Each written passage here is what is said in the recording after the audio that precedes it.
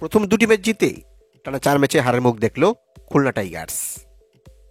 রংপুরের বিপক্ষে জিতা ম্যাচ হারার পর এবার চট্টগ্রামের বিপক্ষে বড় ব্যবধানে হারল মিরাজের খুলনা টাইগার্স। আর এই ম্যাচ জিতে বিপিএলের পয়েন্ট টেবিলে ফরচুন বরিশালকে পেছনে ফেলল সাগর পাড়ের দল চট্টগ্রাম কিংস।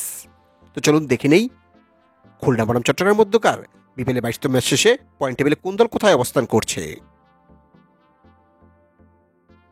বিপিএলের পয়েন্ট টেবিল একেবারে তলানিতে রয়ে গেছে ঢাকা ক্যাপিটালস।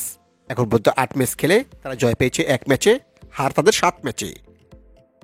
তাদের পয়েন্ট এখন 2 এবং তাদের নেট রান রেট -0.344। বিপিএলের পয়েন্ট টেবিল 6 নম্বরে রয়েছে দুর্বা রাজশাহী।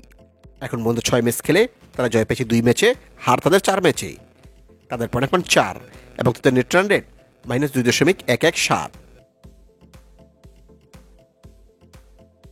বিপিএলের পয়েন্ট টেবিলে 5 নম্বরে রয়েছে সিলেট স্ট্রাইকার্স। এখন পর্যন্ত 6 ম্যাচ খেলে তারা জয় পেয়েছে 2 ম্যাচে, হার তাদের 4 ম্যাচে। তাদের পয়েন্ট 4 এবং তাদের নেট রান রেট -1.254। চট্টগ্রামের কাছে হেরেও বিপিএলের পয়েন্ট টেবিল 4 নম্বরে রয়ে গেছে খুলনা টাইগার্স।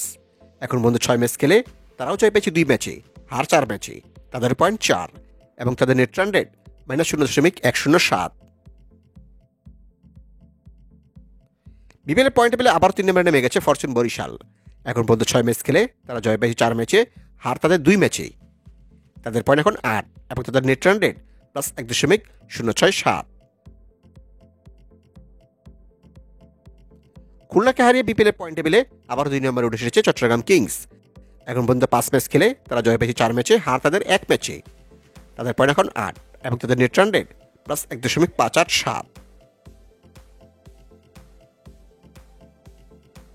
এবং বিপিএলের পয়েন্ট টেবিলে 1 নম্বরে রয়েছে রংপুর রাইডার্স। এখন পর্যন্ত 7 ম্যাচ খেলে তারা জয় পেয়েছে 7 ম্যাচেই, হার নেই কোনো। তাদের পয়েন্ট এখন 14 এবং তাদের নেট রান রেট +1.542।